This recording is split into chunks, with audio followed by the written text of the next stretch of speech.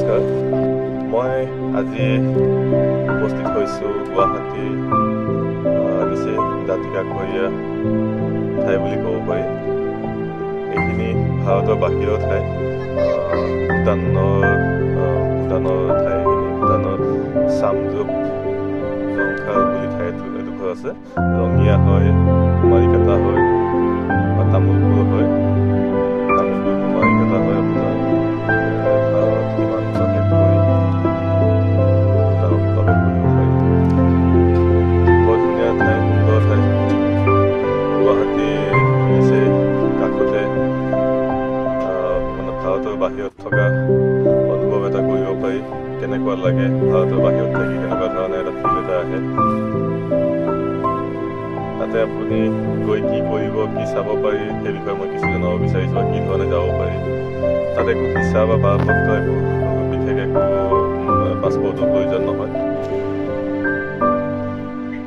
আপুনি তাতে বৰ্ডাৰ এৰিয়াত তাতে তেওঁলোকৰ চিকিউৰিটি চেক থাকে। তাতে আপোনাৰ আইডেণ্টিটি বা আপোনাৰ ড্ৰাইভিং লাইচেঞ্চৰ কপি বা গাড়ী RC কম্পিউটাৰ কপি, সেইখিনি আপোনাৰ লগে লগে হৈ যায়। তেনেকুৱা আগতীয়াকৈ কৰিব লাগে তেনেকুৱা নহয়। সেইখিনি কৰাৰ পিছত আপুনি প্ৰৱেশ কৰিব পাৰে। আৰু আমাৰ এইপিনে ভাৰতৰ সীমাত ভাৰতৰ তেনেকুৱা বিশেষকৈ যোৱাসকল তেওঁলোকে থাকে। এইপিনৰ যাওঁতে সোমাব ভূটানত, তেতিয়া সেইপিনৰ পৰা একো চেকিং নাথাকে ভাৰতৰ পিনৰ পৰা।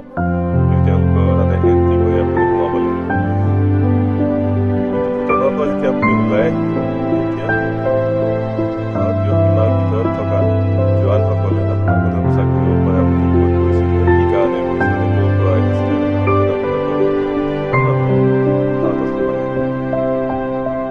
বিশেষকৈ ভাৰতৰ গাড়ী বা অসমৰ গাড়ী হ'লে বিশেষ অসুবিধা নহয় যেন মই অনুভৱ কৰিছোঁ।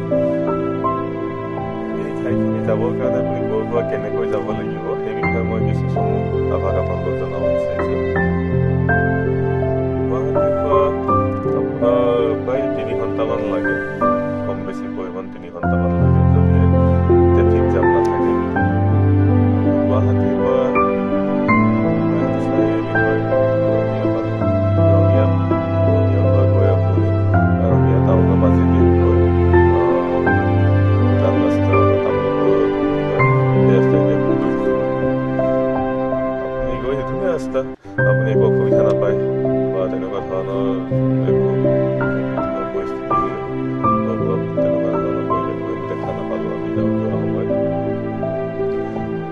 তামোলপুৰ পালে, তাৰপিছত আপুনি কুমাৰীকাটা পালে, কুমাৰীকাটা পাৰ হৈ আপুনি ভূটান সীমান্ত পাব।